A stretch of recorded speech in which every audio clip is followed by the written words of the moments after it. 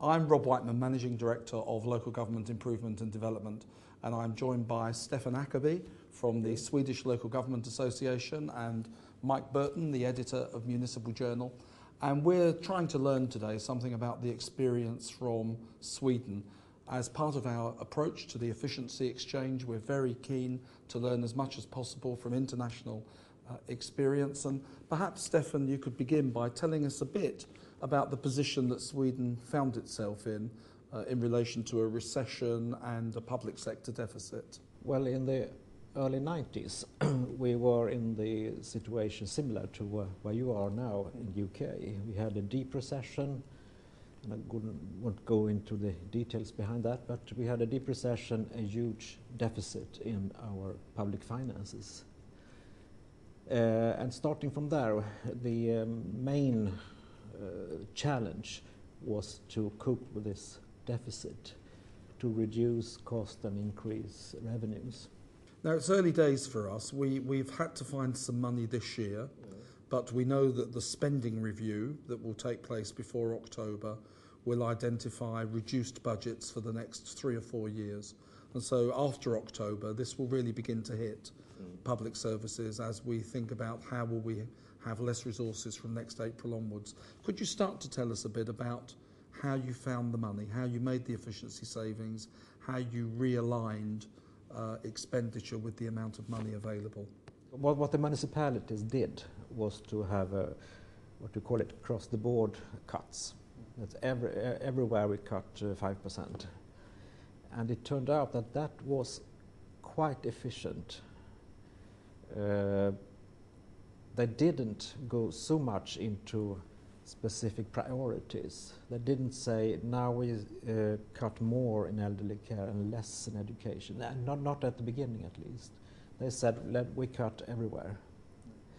And that was efficient, and more efficient than you should believe from I mean, that's not a very good strategy in the long run. More efficient than you'd like to believe. Yeah. Because there were inefficiencies, and you forced these inefficiencies, this waste, up to the surface.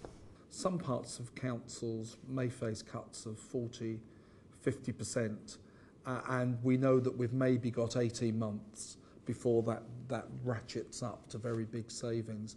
So could you tell us something about the Swedish experience of finding quite big, radical or transformatory savings later on in the process through prioritisation? What was hit was primarily elderly care. Right. For instance, the share of elderly receiving help from the municipalities was reduced substantially. So that was what you can see now. But that's retrospectively. Yeah. But that during the night, that was not, let's say, an outspoken policy. You didn't hear any councillors saying that let's cut on the elderly. That just happened. It just happened. Yes. Well, people must have noticed, mustn't they? Yes, of course they noticed. But my recollection is that that was not what was in the debate. Much in the debate was about the most, let's say, vulnerable people, children, they were not taken care of, or that kind of issues. But also health service, presumably, and education also faced 5% cuts as well. Yes, they did, and for instance, the size of school classes increased.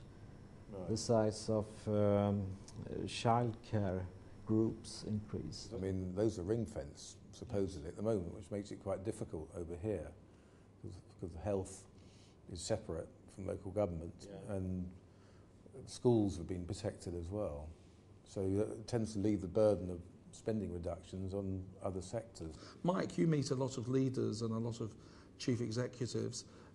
What are the concerns that you find, but also what are the areas where you think people are really keen to learn from others about what to do? Well, I suppose the mantras we hear at the moment is, certainly on the local government side, is they know what's going to happen, the figure you mentioned, I mean, the figure I keep getting back, we don't know the details yet, but the figures I keep getting back around about 30 to 40% over the next 3 years. The problem in the end, as we were saying earlier, is where that money is going to be saved, because the areas which are the most costly are exactly what you just said, which is adult care and children's services. And I was talking to one county council chief executive a couple of weeks ago, who said that basically we are going to end up as an organisation simply there to deal with vulnerable people. We'll be there for social services, children's services, adult, etc.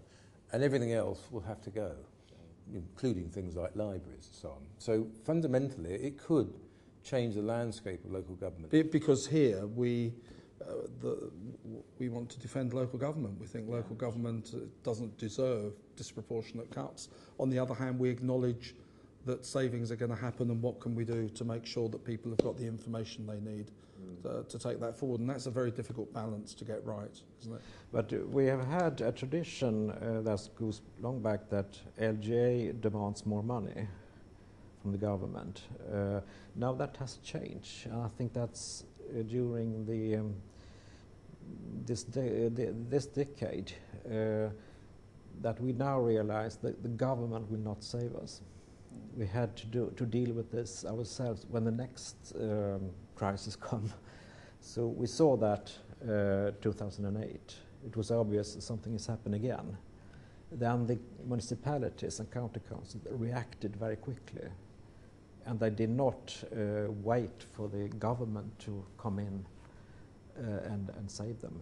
Well, that's a very interesting final point, and I'd like to thank Stefan and Mike for that very interesting discussion. Thank you both very much indeed.